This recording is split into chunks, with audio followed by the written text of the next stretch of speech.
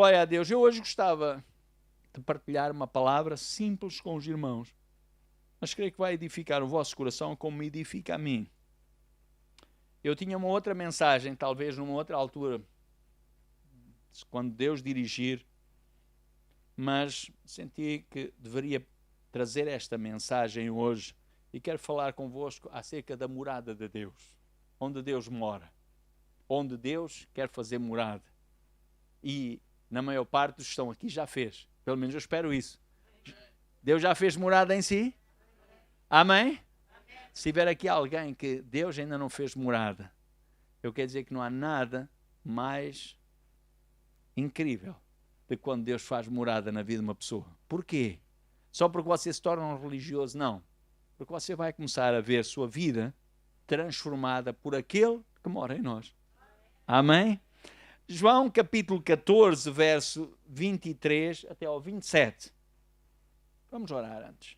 Pai amado, eu te peço que tu nos dirijas neste tempo de aprendermos tua palavra, de ministrarmos tua palavra e que falas ao nosso coração, que a tua vontade seja feita, que o teu nome receba toda a honra e toda a glória e que tu sejas glorificado.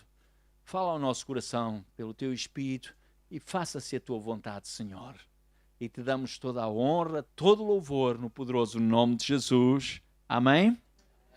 João capítulo 14, verso 23 até o verso 27. Assim respondeu Jesus e disse: se alguém me ama, está aqui alguém que ama a Jesus? Glória a Deus, fico contente por isso. Diz assim: se alguém me ama, guardará a minha palavra. E meu Pai o amará, e viremos para ele e faremos nele morada. Então, para nós, para Deus o Pai e Jesus, pelo seu Espírito vir fazer morada em nós, nós precisamos fazer o quê? Guardar a sua lá na prateleira. Não? Davi disse: escondi a tua palavra no meu coração, para quê? Para não pecar contra ti. E o mesmo salmista, ele diz: lâmpada para os meus pés é a tua palavra e luz para o meu caminho. Então, as palavras do Senhor Jesus nos ensinam que se nós queremos mostrar a melhor forma de nós demonstrarmos que amamos ao Senhor é guardar a sua palavra e guardá-la no nosso coração. E não é só guardá-la lá no canto, é guardá-la, observá-la e viver por ela. Isso quer dizer o quê? Que eu não sei se vocês têm uma vozinha, eu tenho uma voz incrível cá dentro, que de vez em quando me dá assim uns alertas incríveis. Me chama a atenção, às vezes as minhas orelhas até fervem. Algumas vezes até ferveram em cima do púlpito. Já aconteceu comigo, algumas vezes estar a pregar e ouvir uma voz dizer assim: estás a pregar tão bem para ti, Paulo. Precisas mesmo de ouvir isso, tu estás a pregar. E não sei se algumas vezes vocês já estiveram meditando na palavra do Senhor e ouvem como que uma voz dentro de vocês. Vocês não ouvem ninguém, mas há alguma coisa ali está a dizer isso, precisas pôr em prática. Então é o Espírito Santo a falar connosco. Não para nos acusar, porque ele não é acusador. Sabem quem é acusador? O diabo, ele é que é o nosso acusador. Deus não nos acusa, Deus nos alerta para aquilo que nós precisamos mudar, porque essa mudança vai produzir bênção. Aleluia! A palavra é semente, ok? E vocês acreditam que a palavra é boa? Então, essa palavra, a boa semente, quando ela entra no nosso coração, na nossa vida, e ela começa a produzir fruto, alguma coisa de bom vai acontecer. Mal é quando alguém entrega a vida a Jesus e a vida dele começa a correr tudo mal. Eu já ouvi alguns testemunhos. Parece que quando eu entreguei a minha vida a Jesus, tudo começou a correr mal. Alguma coisa está mal. Porque quando nós entregamos a nossa vida a Jesus, podemos passar por tribulações. Não quer dizer que tudo começa a correr mal. Alô? Um dia na igreja, eu ouvi uma irmã que estava sempre a dizer: pastor, desde que eu vim para a igreja, o diabo não me larga. Há 13 anos que eu ando na igreja E sabe uma coisa? Ela era uma cliente de libertação semanal. Fazia parte daqueles irmãos que sempre vinham à frente, lhe impunham as mãos, davam uma série de gritos e depois saía liberta. Ia para casa. E aquilo fazia uma confusão à minha cabeça. Como? E um dia a irmã disse: pastor, eu estou há 13 anos na igreja e eu continuo o diabo na minha vida. E um dia eu estava a ministrar e eu creio que ouvi uma palavra de Deus, ou Deus trouxe isso ao meu coração para dizer àquela irmã, disse: irmã, Deus me está a dizer para lhe dizer o seguinte: se você não quer que o diabo esteja na sua casa, encha de Deus.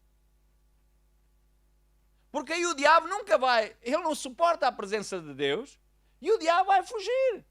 A Bíblia diz: sujeitai-vos a Deus. Como? Sujeitando-se à palavra. Resistir ao diabo como?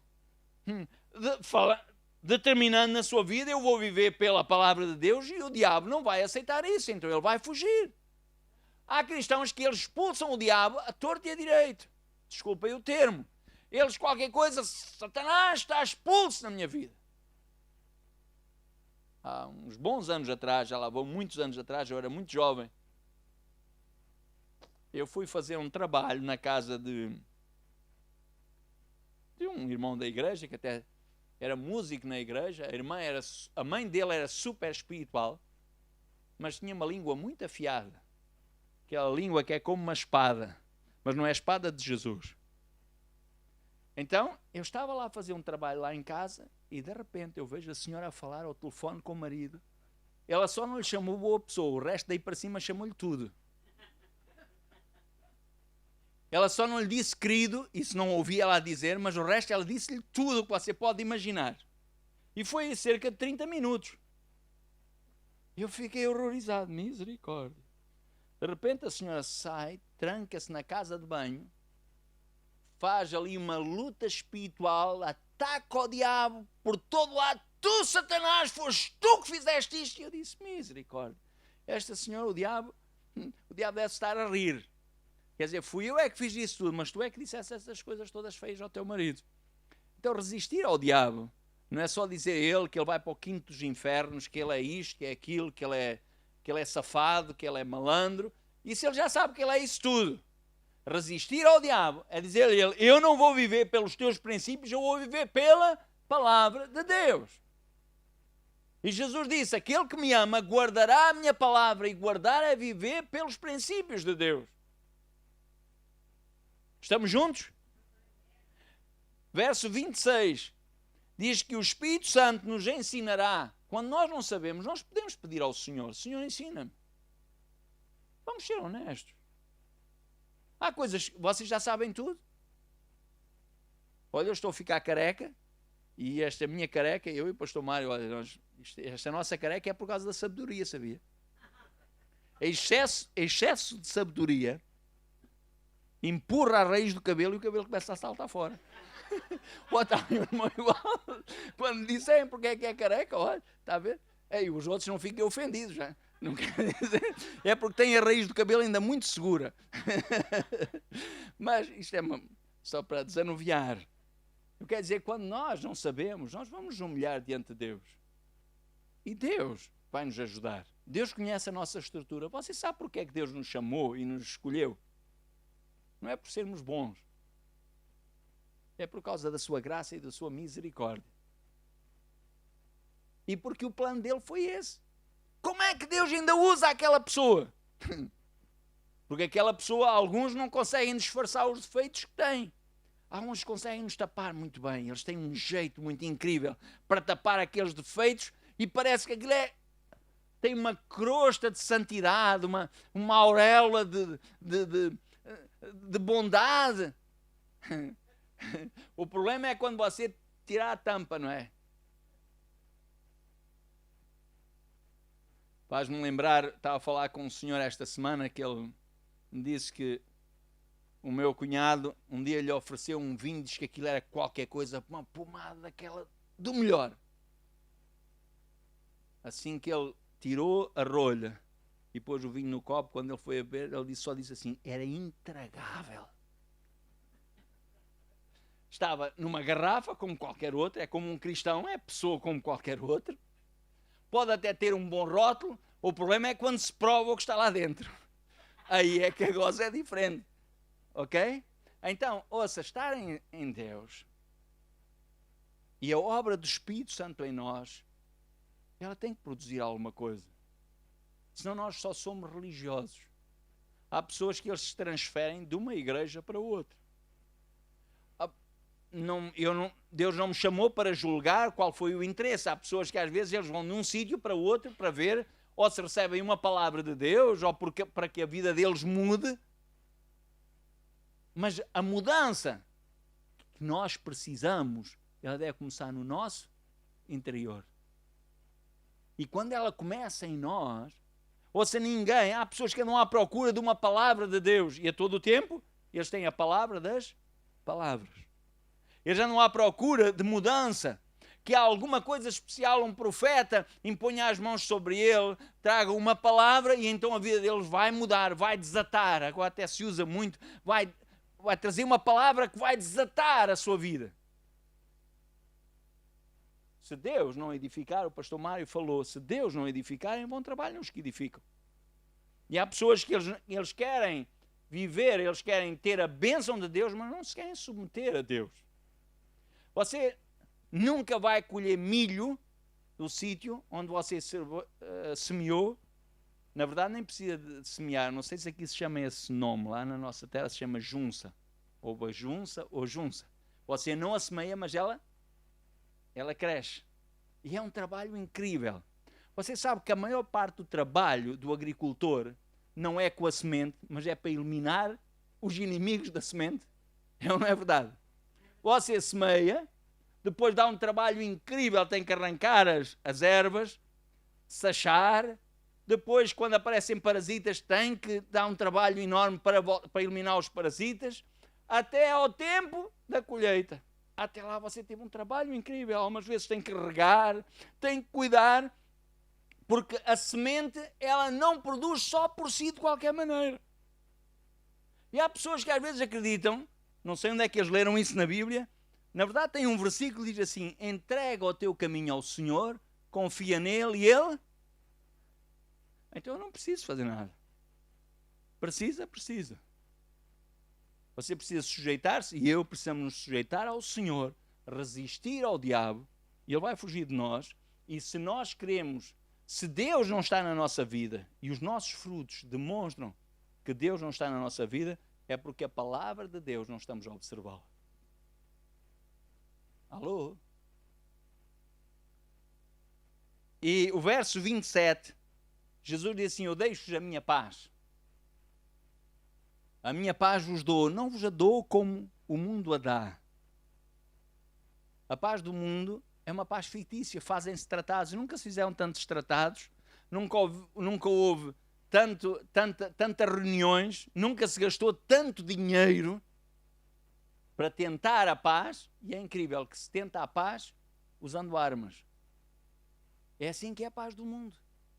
Agora, paz de Deus não é a ausência de problemas. Paz de Deus é segurança no meio dos problemas, é sabermos que nós estamos com Deus. Ouça, uma das histórias mais incríveis da Bíblia foi quando Jesus disse aos seus discípulos, passemos para a outra banda. Quando se está com Jesus não há temporal, é ou não é verdade? Era bom, mas acontece que Jesus estava no barco, Jesus ia com os discípulos e aconteceu um temporal. Porquê? Você não conhece, às vezes os cristãos são como as crianças. Deviam ser em tudo, não é? Oh Deus, porquê? Porquê é que tudo isto me acontece? Porquê só a mim? Porquê é que eu estou contigo? Se tu estás na minha vida, tu disseste que estarias comigo todos os dias até à consumação dos séculos, e para que o diabo ainda manda chatear? Sabe porquê é que o diabo ainda o chateia? Porque Deus ainda lhe está a dar uma oportunidade de você o vencer. Há cristãos que querem falar, testemunhar de vitórias sem passarem por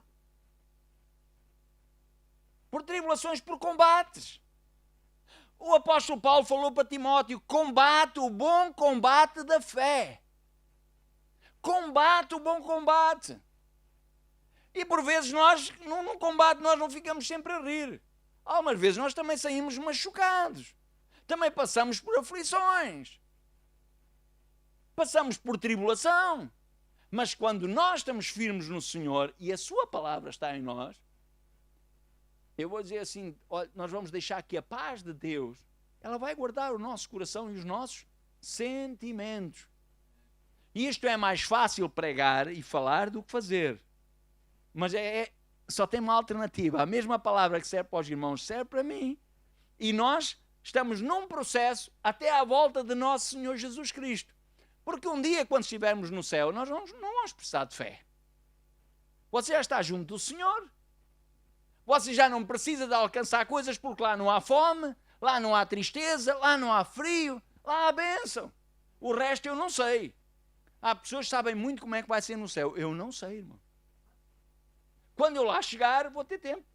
Eu preciso de aprender o máximo possível para cumprir o propósito de Deus nesta terra. E há uma das coisas que eu estou descansado, é que Jesus foi preparar lugar para onde Ele estiver, eu vou estar com Ele. Como é que vai ser? Não sei, nem estou preocupado. Quando lá chegar, nós vamos ver. Basta estar com Jesus. Você acha que Jesus nos vai levar para maus caminhos? Acha que Jesus não vai está a preparar um bom lugar? Como vai ser? Eu não sei. Aquilo tem ruas de ouro. Bom, isso foi a visão que João teve. Mas ele foi a forma melhor como ele conseguiu entender. Porque possivelmente Deus nos vai surpreender, vai ser muito, muito, muito acima. Porque Ele nos surpreende a cada dia. Aleluia! Então não estou preocupado como vai ser quando lá chegar. Eu sei é que vai ser bom. Porque com Jesus vai ser bom. Amém? Em João capítulo 4, verso 24, diz que Deus é Espírito e importa que os que o adorem em Espírito e em verdade. Ou seja, nós não vemos Deus, nós podemos não sentir fisicamente Deus, mas nós vemos o efeito da operação dele na nossa vida. Quando Deus mora em nós, alguma coisa de grande começa a acontecer. Eu sei que muitas vezes até nós aprendemos, bom, quando nós vamos para Jesus, nossa vida vai mudar, nós vamos começar a prosperar. E há pessoas que entendem que você começa a prosperar materialmente. Pode começar a prosperar materialmente, mas isso também o pode levar ao inferno. Se você usar a prosperidade mesmo dada por Deus, usá-la de errado, e isso não tem a ver com Deus, tem a ver consigo, a forma como você gera isso, como eu giro isso, Deus pode me abençoar e eu posso abandonar o Senhor e posso ir para o inferno. Então alguém diga, então é melhor que nós não sejamos abençoados. Não, irmãos. É bom que sejamos abençoados e muito abençoados. Agora, a forma como nós gerimos essa bênção é da nossa responsabilidade. É por isso que Deus nos deu sabedoria. Aleluia. Agora, Jesus um dia, ele entrou na casa de um homem, de um religioso, e chegou, enquanto que ele estava ali na casa daquele religioso, entrou uma mulher pecadora. E aquele religioso, que era um fariseu, um doutor da lei, achava que só as pessoas que eram muito certinhas é que tinham direito à salvação. E supostamente, se Jesus é o Filho de Deus, Jesus devia vir primeiro para os certinhos. Também há pessoas que na igreja acham que a igreja deve ser só para aqueles que são certinhos. Os pecadores não devem nem deviam de entrar na igreja. E Jesus disse, eu não vim para aqueles que estão sãos, mas para os que estão doentes. Eu vim buscar e salvar tudo aquilo que se havia perdido. Veja, Jesus, como é que o Senhor Jesus entra na casa de pecadores? Entra, irmãos. Senão não entrava na minha. Se calhar entrava na sua, mas na minha se calhar Jesus, sabe porquê? A Bíblia diz que aquele que sabe fazer o bem e não o faz, peca. Então é maior responsabilidade daqueles que conhecem a palavra de Deus, têm maior responsabilidade ainda diante de Deus. E principalmente aqueles que acham que já são doutores da lei. Há uma história incrível que está descrita Lucas capítulo 19, do verso 1 até o verso 10, fala acerca de Nicodemos. Quem conhece Nicodemos? Aquele homem que subiu à árvore para ver Jesus. Não conhecem? Então conta-se a história, diz que é uma piada, que Nicodemos subiu à árvore, ou um pregador estava a pregar acerca de Nicodemos, e diz que Nicodemos subiu à árvore porque ele queria ver Jesus e não conseguia ver Jesus por causa da multidão, e diz que era baixinho. Então ele continuava a falar em Nicodemos, e alguém da assistência disse: ei pastor, quem subiu à árvore? Não foi Nicodemos, foi Zaqueu. Então ele disse: oh Zaqueu, sai daí da árvore porque esse lugar não é teu, esse lugar é do Zaqueu. Oh Nicodemos, sai da árvore porque o lugar não é teu, é do Nicodemos, é do Zaqueu. Então, isso é só piada, não é bíblico. Então, Zaqueu era um cobrador de impostos e era um homem rico. Essa história está na Bíblia porque Zaqueu era um homem rico. Não.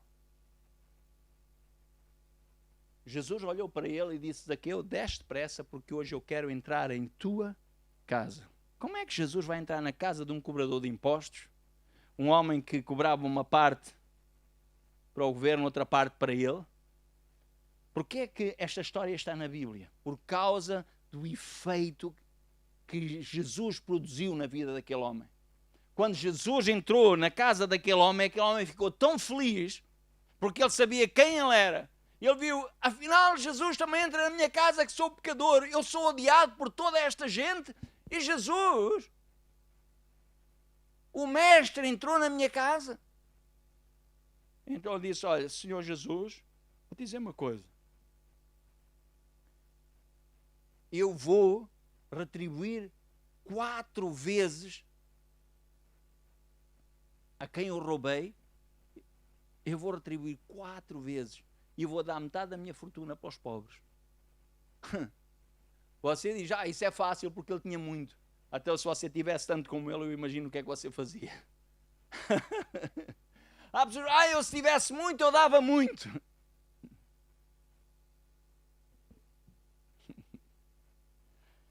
Deus, ouça, o impacto de Jesus ter chegado àquela casa transformou a vida daquele homem, que ele disse: o que eu tenho, eu vou dar metade aos pobres e vou restituir quadruplicadamente.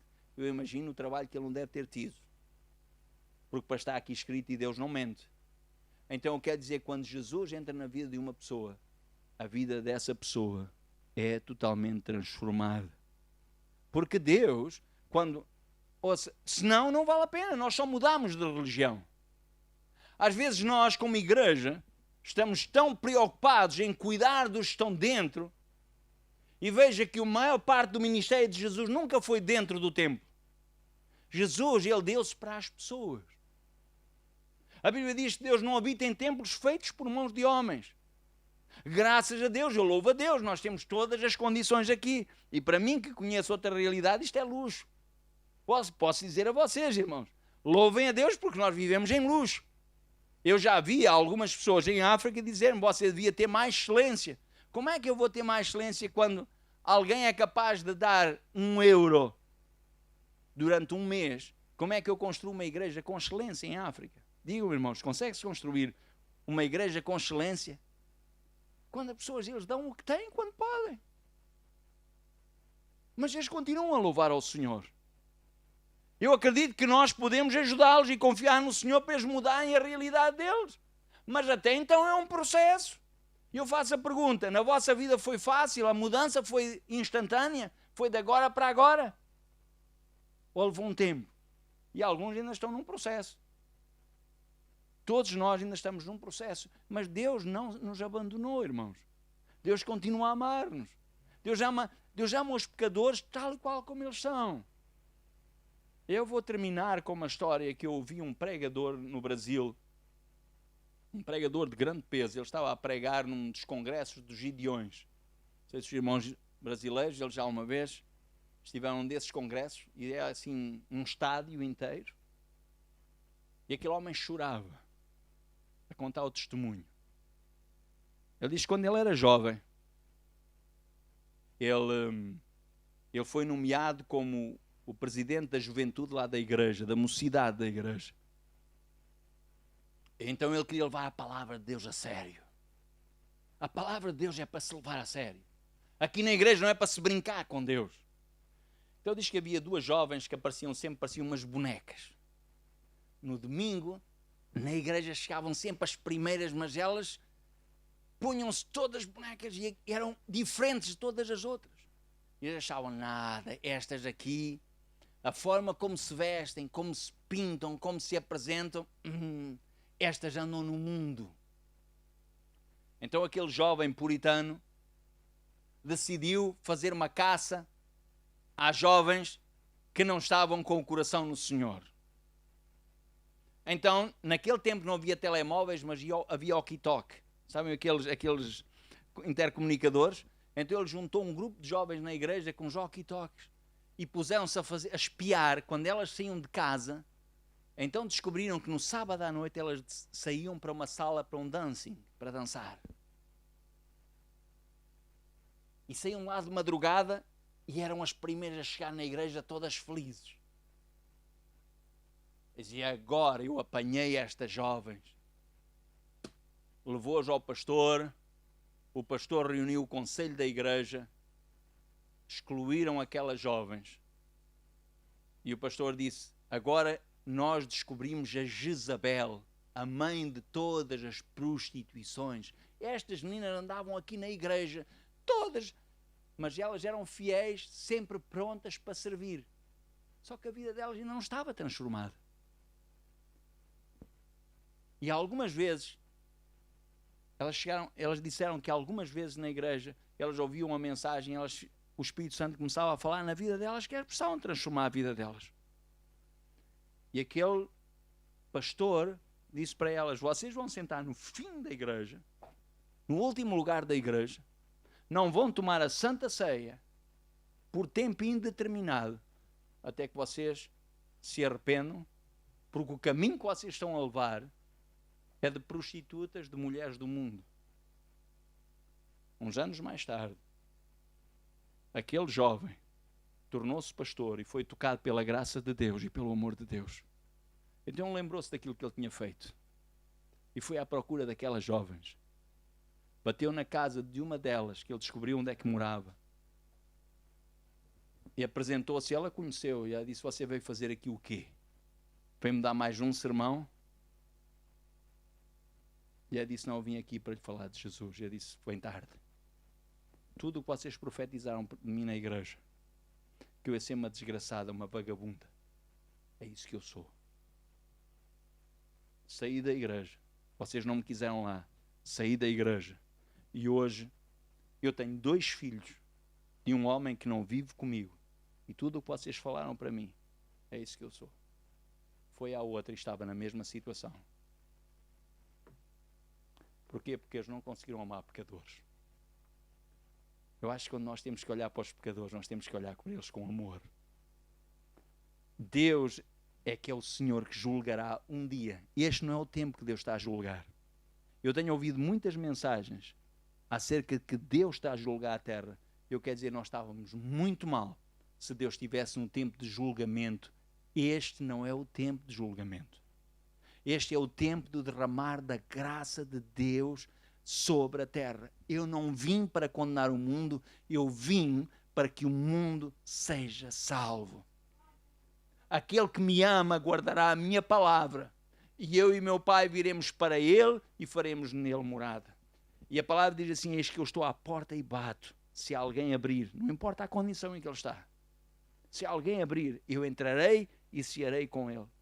O maior exemplo de graça que eu encontro na Bíblia, do favor de Deus, e que Deus não exclui ninguém, é quando Jesus estava na cruz com 2 salteadores. Ele disse a um dos salteadores, que lhe disse, Senhor, lembra-te de mim quando estiveres no teu reino. Ele não teve tempo de fazer curso de integração de membro, não teve tempo de fazer curso para novos convertidos, nem teve tempo de ser batizado, não teve tempo de tomar a primeira Santa Ceia, não teve tempo de passar por um processo de santificação, mas Jesus disse, ainda hoje estarás comigo no paraíso. Se Jesus não rejeita entrar na casa de um pecador, de um bandido daqueles, quem somos nós para rejeitar? Nós, como igreja, quando o nosso coração estiver no amor pelas almas perdidas, nós vamos orar até de forma diferente. Não vamos orar mais pelos servos de Satanás, nós vamos orar pelos filhos de Deus que ainda não estão dentro da família. Porque a Bíblia diz que antes da fundação do mundo, Deus já nos conhecia, irmãos. Antes da fundação do mundo. Pastor, você agora está a dar uma carta branca para nós pecarmos. Lembre-se de uma coisa. Não erreis. Deus não se deixa escarnecer. Tudo o que o homem semear, isso também. Aquele que semeia na carne colherá a corrupção.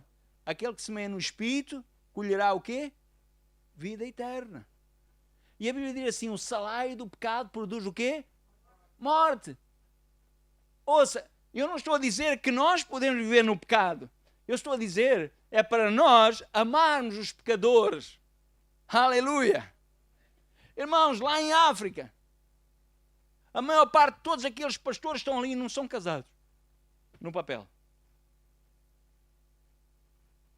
Se nós fôssemos a dizer só podem ser pastores que estão casados no papel, não tinha aquele grupo. O que é que nós estamos a fazer agora? A ajudá-los a eles. Daquele grupo foram consagrados 4 casais. Mas eu disse a eles, vocês têm que me apresentar o documento de casamento. Senão não são consagrados. Foi acordado entre todos os pastores. Não fui eu que exigi. Foi acordado entre todos. Quando um dia o governo nos chamar, é o pastor consagrado, sim senhor. Casado, tudo direitinho. Irmãos, a vossa vida ainda não está direita nesta área, vamos endireitar. Agora, se nós formos só usar aqueles que estão certinhos, nós não usávamos ninguém, irmãos.